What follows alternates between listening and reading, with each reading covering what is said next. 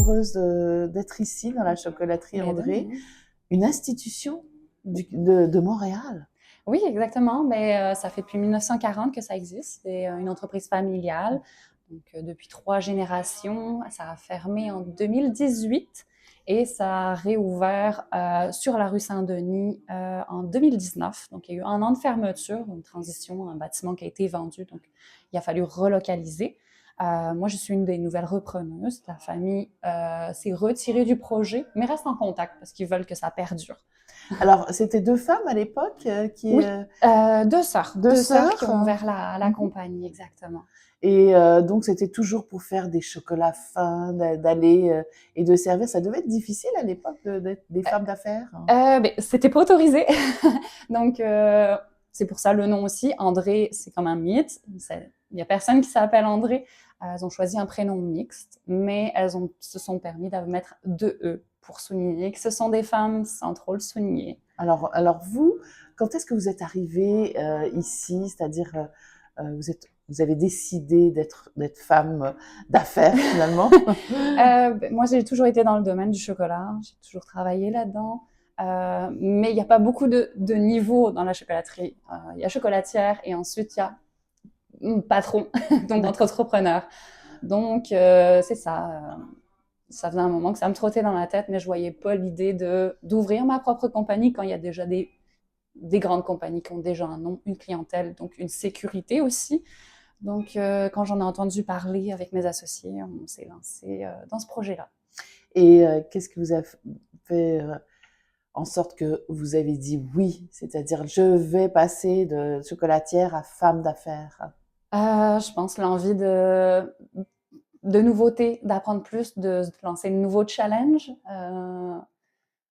Oui. Et puis l'histoire de cette compagnie, quand même vraiment formidable. Qui est intéressant. Oui, d'avoir l'accès à ces recettes, ces recettes emblématiques, la clientèle qui est tellement fidèle et qui est des générations et des générations qui reviennent. On voit les petits-enfants, c'est vraiment le fun. En même temps, est-ce que ça faisait peur de prendre une institution, de prendre le défi de dire bah, justement, je veux que ma clientèle suive, il faut pas rien changer, il faut améliorer, c'est pas évident. Oui, c'est sûr, c'est un gros risque. La dernière propriétaire, donc la petite fille, avait peut-être plus de mal à faire des changements parce qu'elle était dans la famille. Ça passait moins bien.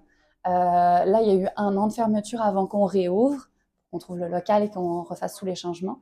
Mais la clientèle a très bien reçu parce que ils ont perdu pendant 1 an leur chocolaterie. Donc, de la retrouver, ils ont juste été tellement heureux.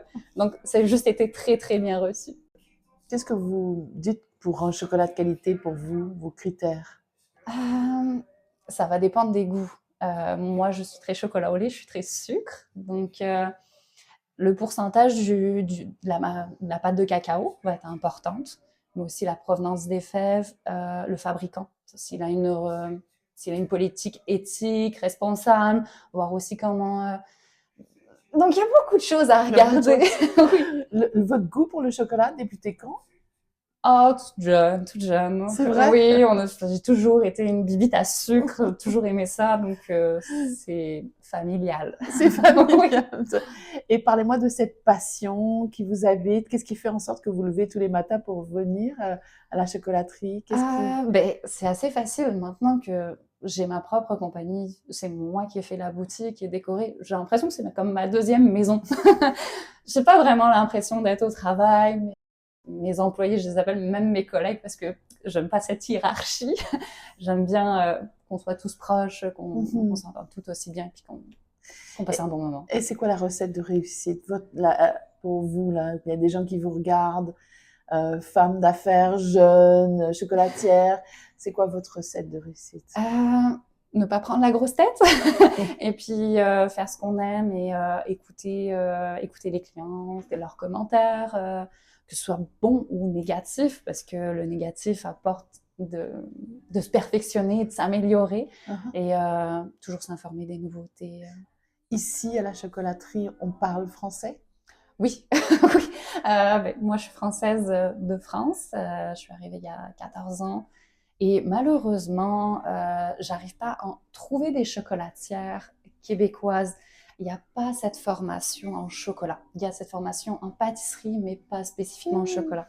Ok, ce qui fait que je les recrute en France. d'accord. Donc, le français est pas mal. Et pas mal Oui, présent. Donc, on est accueillis en français ici, oui, l'ambiance. on a plus de difficultés en anglais par contre, mais on pratique.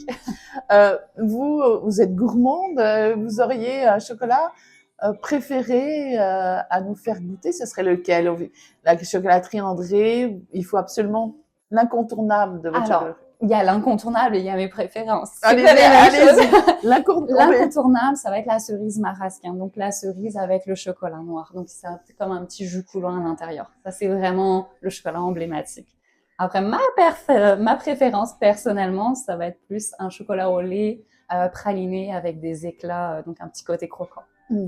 Voilà. Alors, on regarde ça. Et vous avez aussi le mur des souvenirs qui est important, qui relate les années des femmes chocolatières de cette chocolaterie.